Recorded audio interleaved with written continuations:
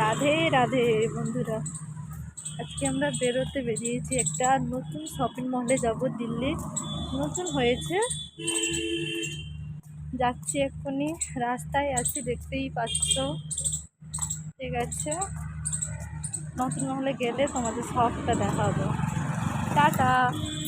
Shopping mall পৌঁছে গেছি।